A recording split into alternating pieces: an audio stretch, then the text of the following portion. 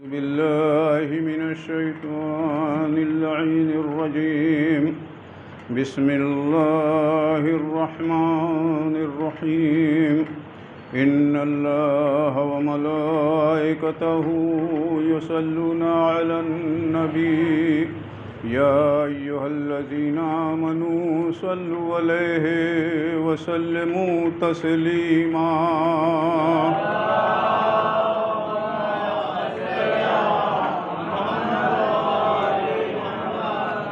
أما بعد فقد قال الله تبارك وتعالى في القرآن المجيد: قد جاءكم من الله نور وكتاب مبين. صلوات.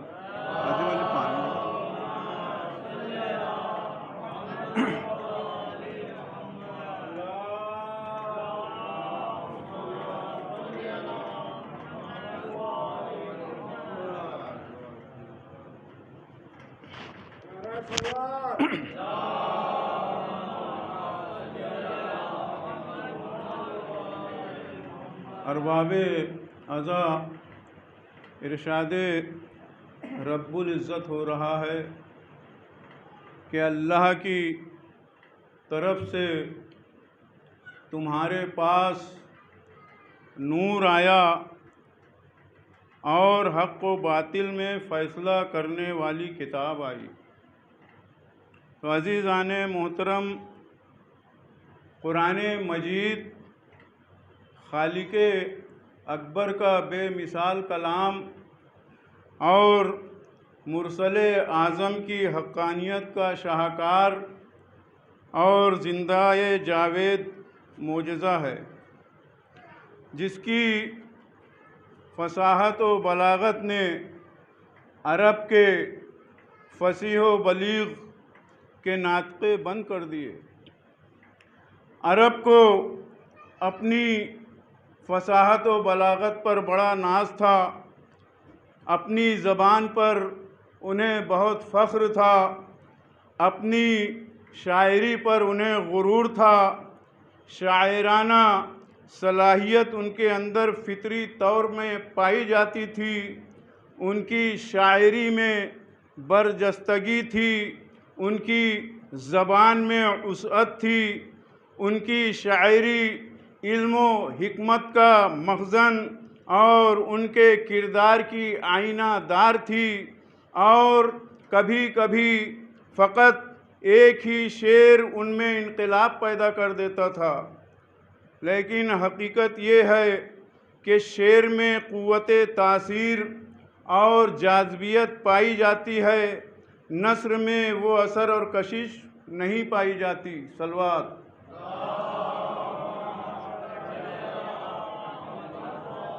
تو قرآن مجید باوجود کہ خداوند عالم نے اپنے حبیب پر نثر میں نازل کیا، لیکن اس کے اندر وہ جاذبیت، وہ کشش اور تاثیر پائی جاتی ہے کہ جس نے عرب کی فصاحت و بلاغت، زبان دانی، شعر و شاعری، فکر و نظر کو منقلب کر دیا، سننے والوں کو مسحور اور مفتون کر دیا اور دلوں کی گہرائی میں اترتا گیا.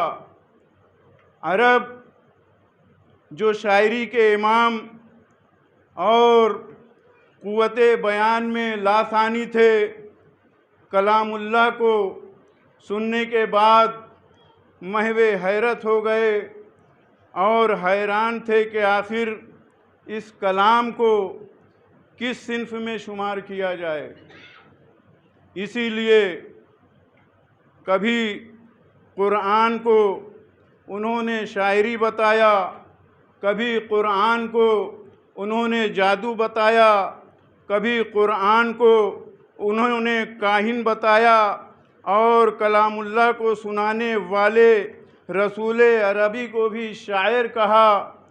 کبھی کاہن، کبھی ساحر اور جادوگر کہا اور کلام خدا کو شاعری اور کہانت کہا، حالانکہ رسول اللہ کو شعر و شاعری سے کوئی شغف نہ تھا، کوئی محبت نہ تھی، یہ فقط کلام کا اثر اور زبان کی تاثیر تھی جو دل و دماغ پر اس قدر اثر انداز ہو رہی تھی کہ بہتر سے بہتر شعر بھی وہ تاثیر پیدا نہیں کر سکتا تھا۔ صلوات۔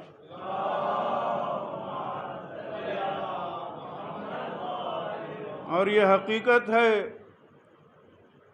کہ قرآن کریم کے کلمات میں ایک مخصوص جذب و آہنگ پایا جاتا ہے، جس کی مثال شعر و ادب کا زرعی دور اور سازگار ماحول بھی پیش کرنے سے قاصر تھا۔ اس لیے دشمن اسے شعر کا درجہ دے رہے تھے اور پیغمبر اسلام کو شاعر گردان رہے تھے۔ بے شک قرآن مجید کی زبان و ادب پر یہ تاثیر ہوئی کہ اس نے قوموں کے مزاج کو بدل دیا، جس کے سامنے دنیائے علم و ادب سپر انداختہ ہو گئی، اور یہ قرآن اللہ کی کتاب اسلام کے مختلف انقلابی، سیاسی و تربیتی مقاصد میں کامیابی کا سر چشمہ بن گئی، اور اہل عرب کا ادبی، سیاسی، اجتماعی اور مرکزی سالانہ میلہ سوق عکاظ سرد پڑ گیا۔ بازار عکاظ شعر و سخن کی عظیم نمائش گاہ بھی تھی، جہاں وقت کے فصیح و بلیغ شاعر و ادیب جمع ہوتے اور کلام کو انتخاب ہوتا۔ جو کلام سب سے بلند اور فصیح و بلیغ ہوتا اسے منتخب کر کے خانہ کعبہ میں لٹکا دیا جاتا تھا، اور وہ کلام بہت معیاری تسلیم کیا جاتا تھا۔ تو اسی طرح سے 7 قصیدے خانہ کعبہ میں آویزاں کیے گئے تھے جو بہت ہی معیاری اور بلند تھے، جن کی مثل و نظیر دنیائے ادب میں نہیں تھی، جس کے آگے سرنگو کیا جاتا اور پرستش اور پوجا کی جاتی۔ لیکن جب قرآن مجید کا نزول ہوا تو کلام الہی نے اپنے خصوصیات و امتیاز کی بنا پر وہ انقلاب پیدا کیا کہ بازار عکاظ ٹھنڈا پڑ گیا، اور وقت کے شعراء اور ادبا غرق دریائے استعجاب ہو گئے۔ صلوات۔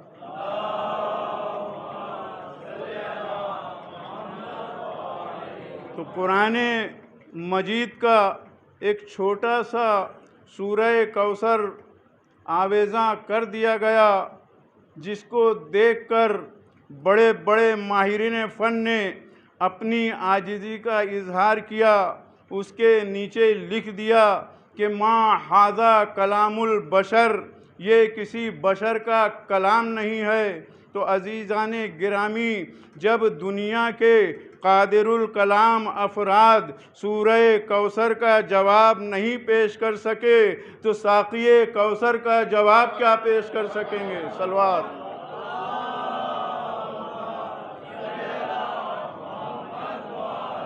تو اس لیے کہنا پڑتا ہے کہ قرآن ایسا کلام ہے جسے انسانی ذہن تخلیق نہیں کر سکتا، اور 1500 برس سے اب تک کسی انسان کا اس پر قادر نہ ہونا اس بات کا ثبوت ہے کہ یہ انسانی کلام نہیں ہے، یہ خدائی منبع سے نکلے ہوئے الفاظ ہیں، اور جو چیز خدائی منبع سے نکلی ہو اس کا جواب کون دے سکتا ہے؟ تو عزیزوں، یہ حقیقت ہے کہ جو چیز خدائی منبع سے نکلی ہو اس کا جواب نہیں ہو سکتا۔ قرآن خدائی منبع سے نکلی ہوئی کتاب ہے، اس لیے اس کا جواب ناممکن ہے۔ تو اسی طرح اہل بیت علیہم السلام کا جواب بھی ناممکن ہے، کیونکہ یہ بھی اللہ کی طرف سے آئے ہوئے منصوص من اللہ ہیں۔ قرآن و اہل بیت دونوں من جانب اللہ ہیں، دونوں کا جواب کوئی نہیں پیش کر سکتا۔ صلوات۔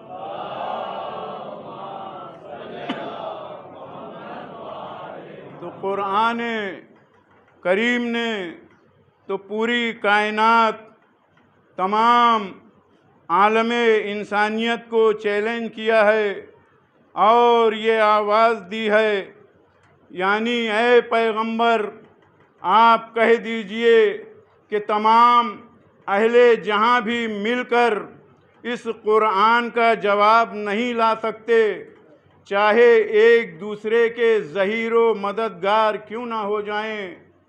دوسرے مقام پر اعلان چیلنج کو اعلان کیا گیا، چیلنج کیا گیا، مختصر کیا گیا کہ اگر کل قرآن کا جواب نہیں لا سکتے تو کم از کم 10 ہی سورے کا جواب لے آؤ۔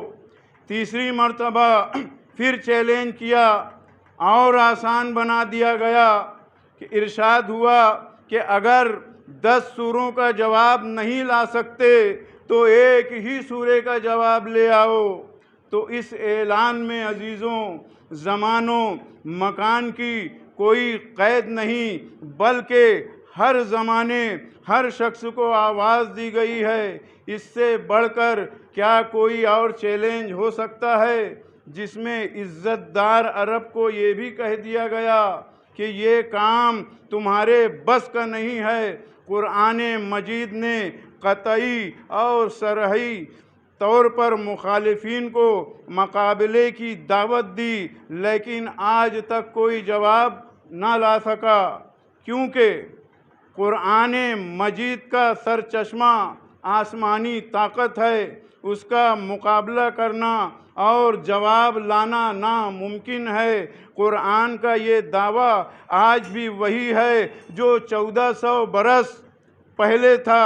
اس کی صداقت، اس کی حقانیت آج بھی اپنے مقام پر باقی ہے۔ صلوات۔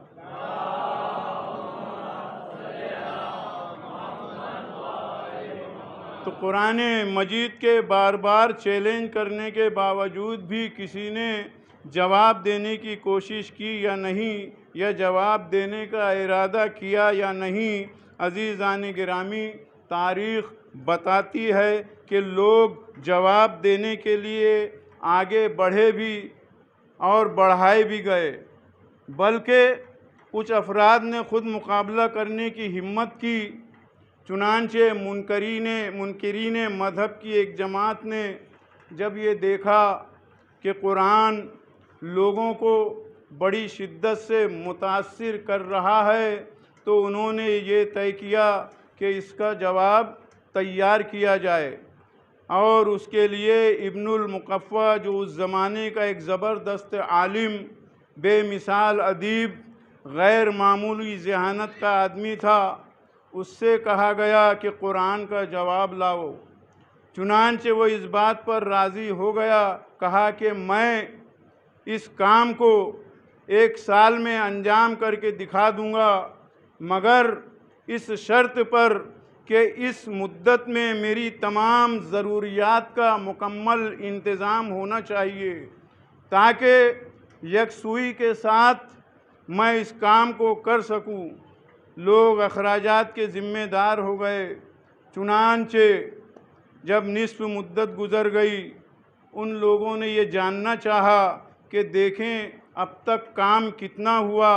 وہ لوگ جب ابن المقفع کے پاس گئے، انہوں نے اس کو اس حال میں پایا کہ وہ بیٹھا ہوا ہے، قلم اس کے ہاتھ میں ہے، گہرے مطالعے میں غرق ہے، اور مشہور ادیب کے سامنے ایک سادہ کاغذ پڑا ہوا ہے، اس کے آس پاس لکھ لکھ کے پھاڑے ہوئے کاغذات کا انبار ہے۔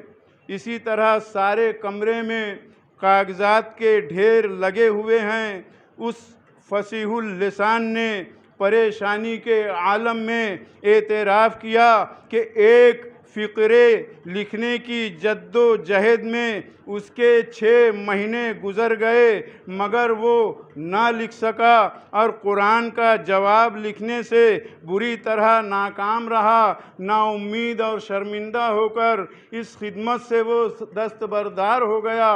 تو ابن المقفع جیسا عالم، وقت کا عظیم ادیب چپر انداختہ ہو گیا۔ تو عزیزوں، بشر کی کیا مجال جو خالق بشر کے کلام کا جواب لا سکے؟ صلوات۔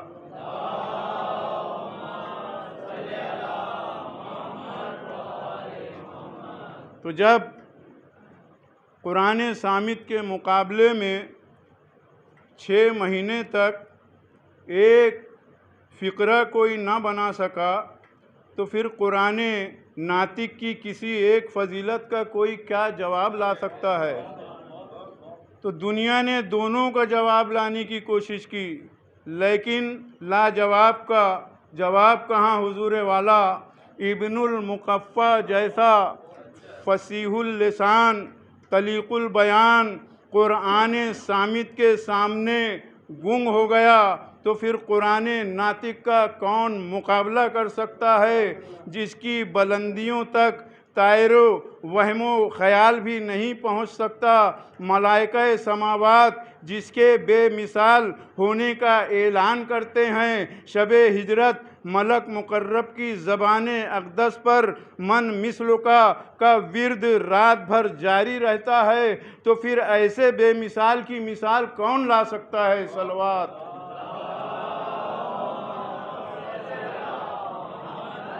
تو عزیزان گرامی، ابن المقفع کے علاوہ قرآن کا مثل بنانے کی اور بھی مختلف لوگوں نے کوششیں کیں، چنانچہ احادیث و تواریخ میں ملتا ہے کہ حضرت امام جعفر صادق علیہ السلام کے زمانے میں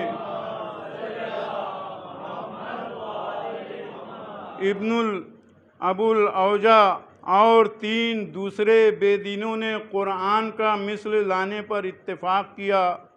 چاروں نے ایک چوتھائی قرآن لے لیا، اپنی اپنی جگہ بیٹھ گئے۔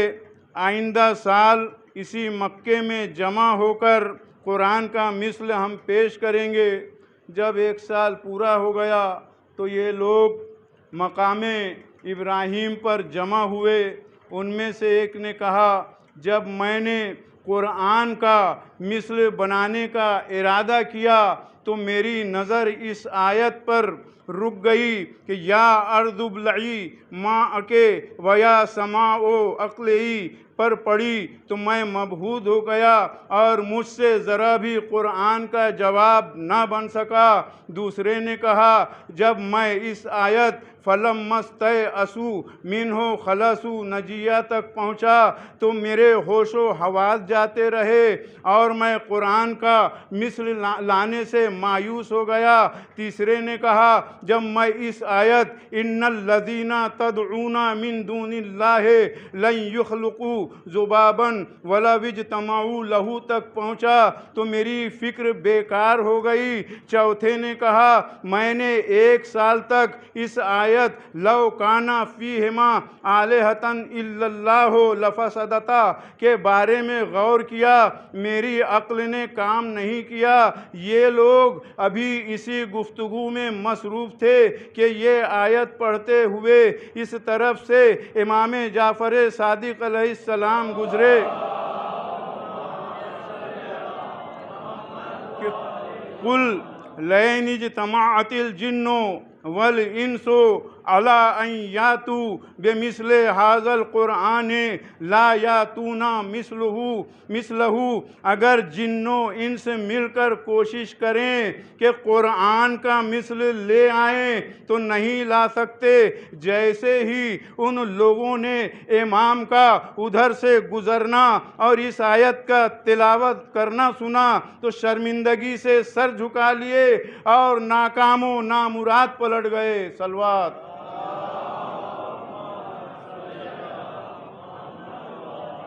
تو اس سے معلوم ہوتا ہے کہ دنیا کے انسانوں کی طاقتیں ایسا مکمل اور جامع کلام بنانے سے عاجز اور مجبور ہے۔ قرآن مجید ایک ایسا بے مثال کلام ہے جس میں شاعرانہ کمال بھی ہے، خطیبانہ جمال بھی ہے۔ شاعر جس کو سن کر سر دھنتے ہیں، خطیب اس سے زینت حاصل کرتے ہیں، ادیب اس در پر سر جھکاتے ہیں، فصیح یہیں پر جبہ سائی کرتے ہیں۔ قرآن علوم کا سرچشمہ اور مخزن ہے جس کی حد اور تہ تک کوئی نہیں پہنچ سکتا۔ صلوات۔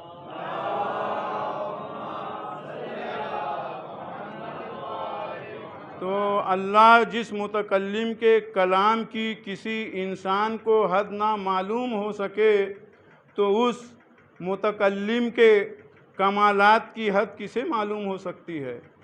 اور پھر اس متکلم نے جس کو اپنے کمالات کا مظہر بنایا ہو اس کی حدوں تک کون پہنچ سکتا ہے؟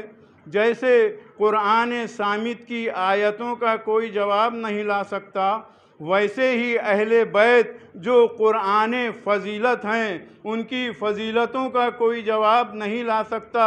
مدحت خود ممدوح کے لیے تحدی کرتی ہے، شجاعت خود پکار رہی ہے کہ علی جیسا کوئی شجاع نہیں، سخاوت علی پر ناز کرتی ہے کہ علی جیسا کوئی سخی نہیں، طہارت فخر کرتی ہے کہ علی جیسا کوئی صاحب تطہیر نہیں، بلکہ دوسرے الفاظ میں یوں کہوں کہ قرآن مجید کی آیتوں کا جواب ساری دنیا مل کر نہیں پیش کر سکتی، لیکن قرآن مجید کی آیتیں اور سورے خود محمد و آل محمد کا قصیدہ پڑھ رہے ہیں۔ صلوات۔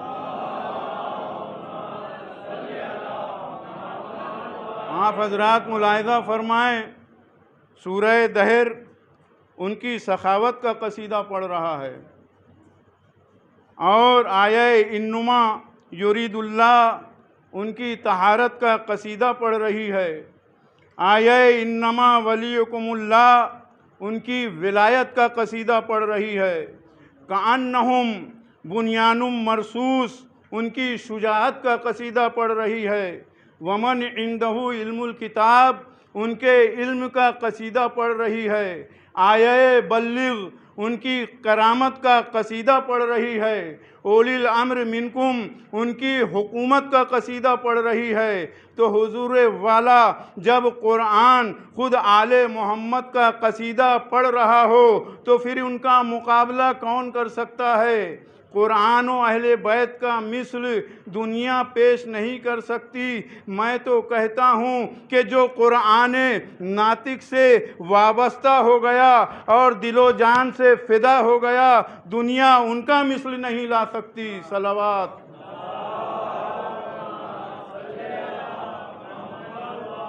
بس عزاداروں، عرض کر چکا، حسین علیہ السلام کے اصحاب و انصار جس پر امامت فخر و ناز فرما رہی تھی کہ جیسے اصحاب مجھے ملے کسی کو نہیں ملے، کیا دنیا حبیب ابن مظاہر کا جواب پیش کر سکتی ہے؟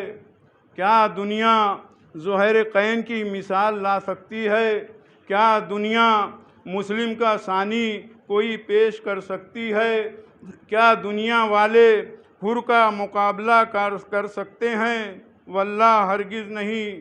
جب ان اصحاب و انصار کا کوئی مقابلہ نہیں کر سکتا تو پھر ان جگر کے ٹکڑوں کا کون مقابلہ کر سکتا ہے؟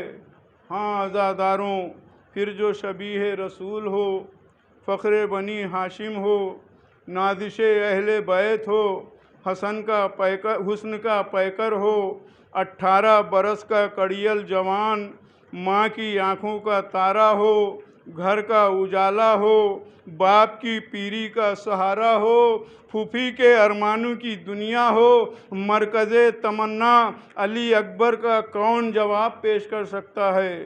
اصحاب باوفا جب کربلا کے میدان میں جام شہادت نوش کر چکے۔ گود کے پالوں کی باری آئی، زینب کے دونوں لال کی لاشیں آ چکیں، قاسم کا لاشا پامال ہو چکا۔ کڑیل جوان بیٹا جسے ماں نے نہیں زینب نے عزاداروں 18 سال پالا تھا، ارے جب رخصت آخر کے لیے باپ کی خدمت میں علی اکبر آئے ہیں اور عرض کرتے ہیں کہ اے بابا اب مجھے بھی مرنے کی اجازت دے دیجئے، یہ سننا تھا۔ حسین نے سر جھکا لیا، زارو قطار رونے لگے۔ ایک مرتبہ مولا حسین نے سر اٹھایا اور کہا کہ میرے لال، صرف میرا ہی حق نہیں ہے، جاؤ جاؤ خیمے میں اپنی ماں سے، اپنی پھوپھیوں سے، اپنی بہنوں سے رخصت ہو کر آؤ۔ علی اکبر خیمے میں گئے، پھوپھی زینب کے خیمے میں آئے، عرض کیا پھوپھی اماں رخصت آخر کے لیے آیا ہوں۔ عزاداروں زینب کا دل تڑپ گیا کہ ہائے اب 18 برس کی کمائی بھی لٹنے والی ہے، چاند سی صورت خاک میں ملنے والی ہے، ہائے اب زینب کڑیل جوان کی صفِ ماتم بچھائے گی۔ ہائے میرے لال اکبر، تجھے کیسے مرنے کی اجازت دوں بیٹا؟ ایک مرتبہ علی اکبر نے کہا پھوپھی اماں ارے جلدی کیجئے، دشمن بڑھتے چلے آ رہے ہیں، میرے بابا کو تانے دے رہے ہیں۔ یہ سننا تھا عزاداروں، زینب نے کلیجہ پکڑ لیا، فرمایا بیٹا اکبر ارے جاؤ جاؤ، خدا حافظ، باپ پر نثار ہو جاؤ۔ ہاں عزاداروں، علی اکبر پھوپھی سے اجازت لے کر ماں کے خیمے میں آئے۔ ام لیلہ نے بیٹے کی بلائیں لی، کہا بیٹا علی اکبر تم بھی اب مرنے کو جا رہے ہو، میرے ارمانوں کی دنیا خاک میں مل جائے گی بیٹا۔ اے بیٹا کیا مدینے سے اسی لیے لائے تھے کہ غریب ماں کو عالم غربت میں نرغے آدھا میں چھوڑ جاؤ؟ اس کے بعد علی اکبر بیبیوں کے خیمے میں آئے، رخصت ہو کر نکلنا چاہتے تھے۔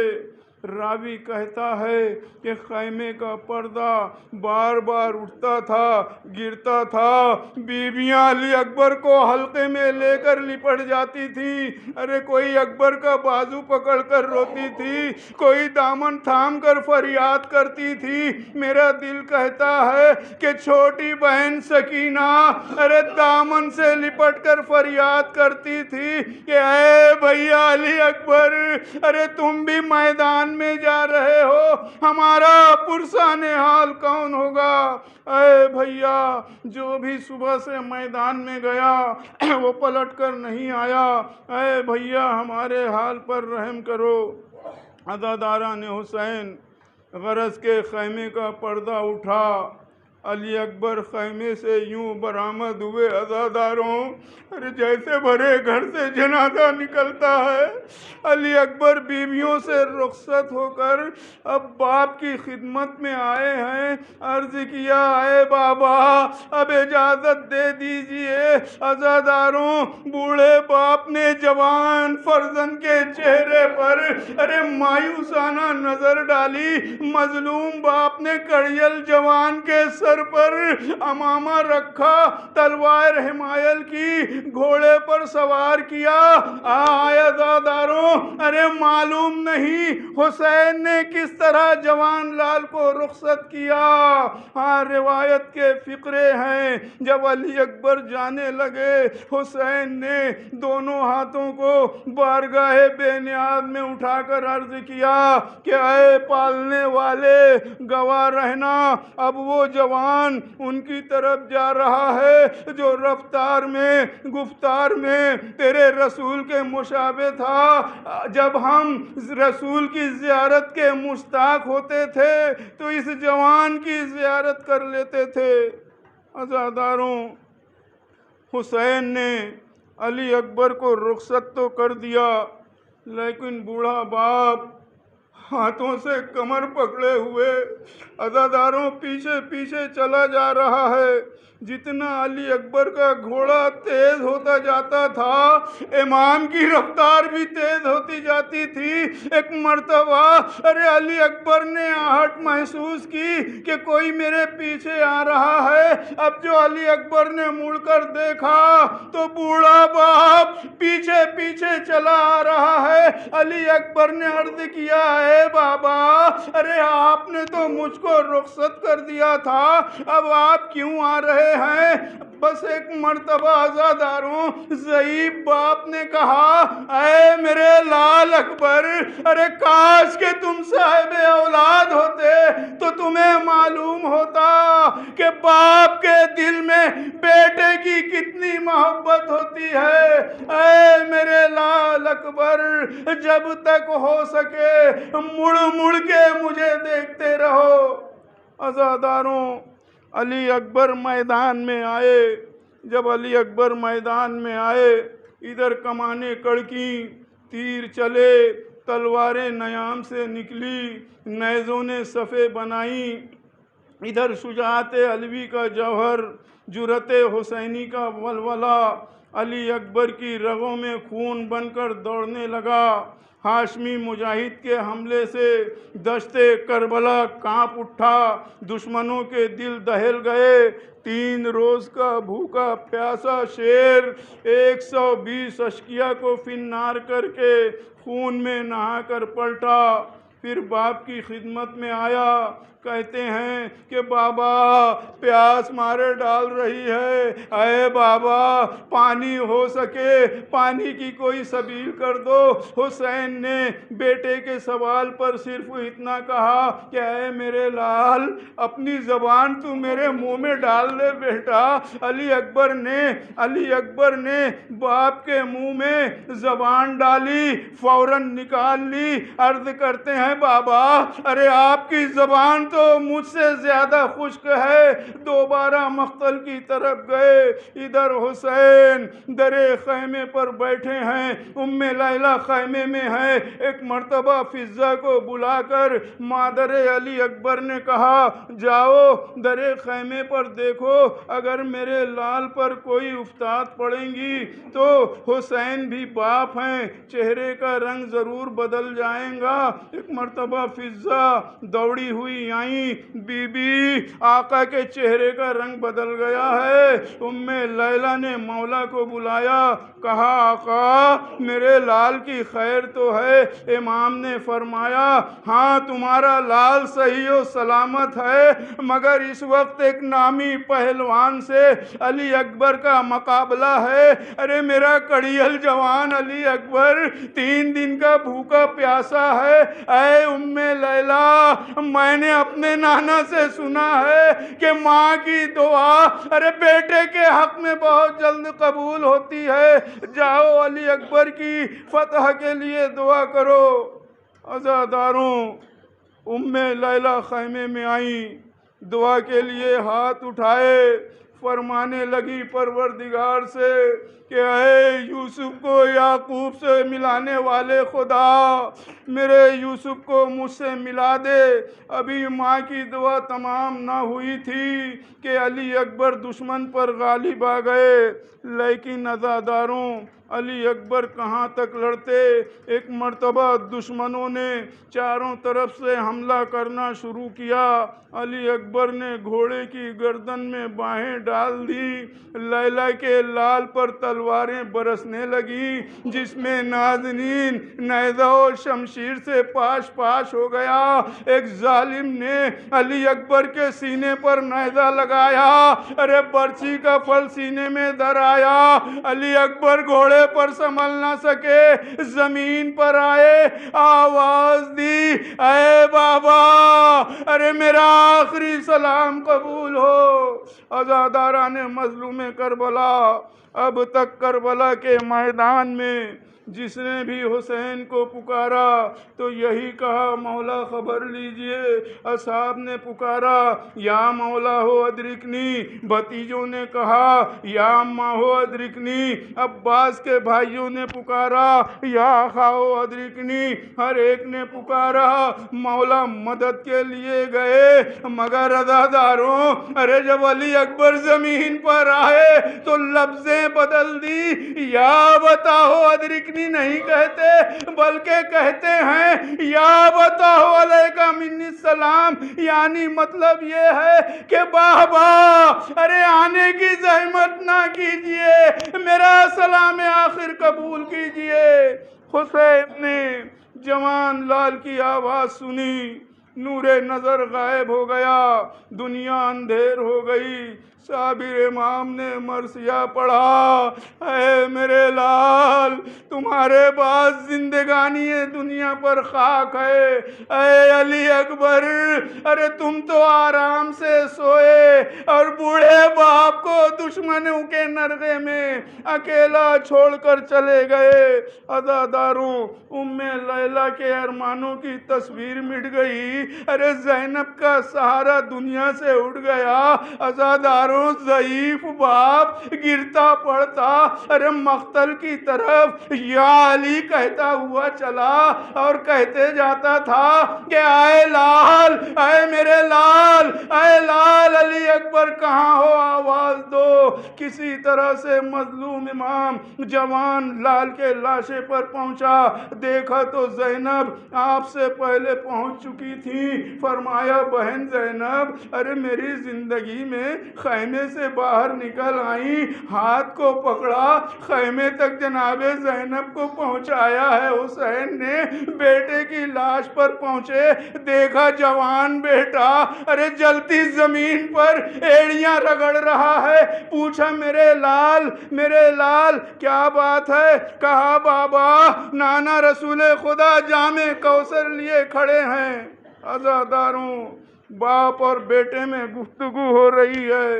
ایک مرتبہ علی اکبر کا ہاتھ سینے سے ہٹا، حسین نے منظر دیکھا، خدا کسی باپ کو منظر نہ دکھائے۔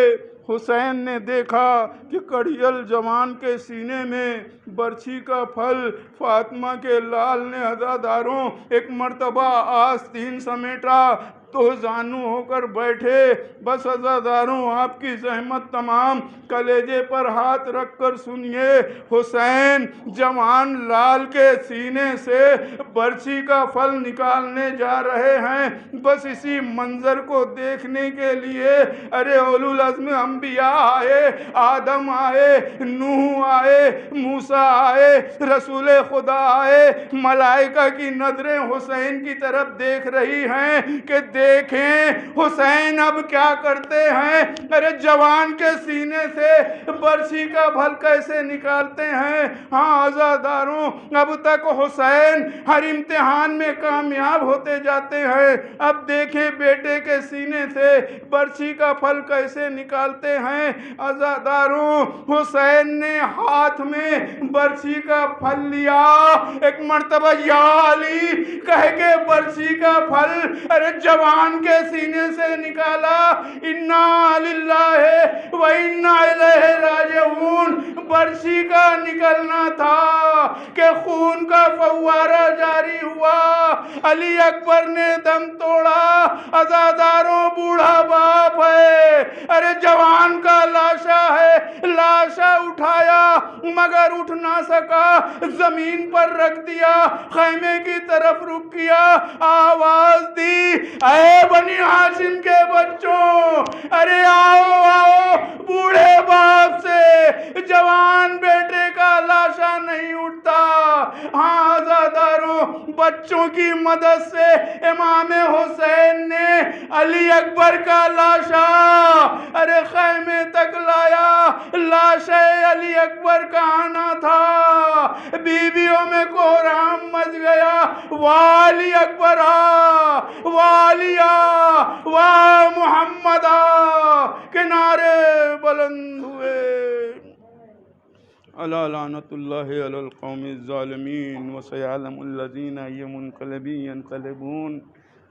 بار الہ محمد وآل محمد کا واسطہ، بار الہ خانہ کعبہ کی حرمت کا واسطہ، پروردگار تیری خلاقیت و تیری ربوبیت کا واسطہ، پروردگار 1,24,000 پیغمبر کا واسطہ، پروردگار ائمہ طاہرین علیہ السلام کا واسطہ، پروردگار شہدائے کربلا و اسیران کربلا کا واسطہ، پروردگار ہمارے حاضر امام کا واسطہ، ان کی غیبت کا واسطہ، ان کے ظہور کا واسطہ، پروردگار تمام مومنین مومنات کی حاجت کو پوری فرما۔ پروردگار جو مومنین مومنات بیمار ہیں انہیں شفا کلی مرحمت فرما۔ پروردگار جو مومنین مومنات گناہ گار ہیں ان کی گناہوں کی بخشش فرما۔ پروردگار تمام مومنین مومنات میں اتفاق اور اتحاد مرحمت فرما۔ پروردگار تمام مومنین مومنات کو دشمنان اسلام کے شر سے، طاغوتی طاقتوں کے شر سے محفوظ رکھ۔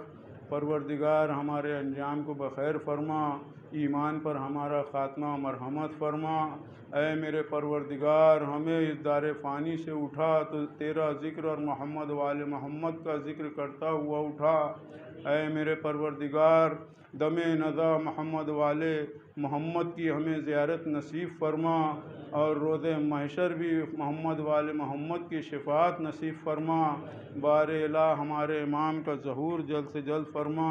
بار الہ جو افراد بے رزق ہیں خدایا انہیں رزق مرحمت فرما، جو مقروض ہیں ان کے قرضے کو ادا فرما، جو بیمار ہیں انہیں شفا مرحمت فرما۔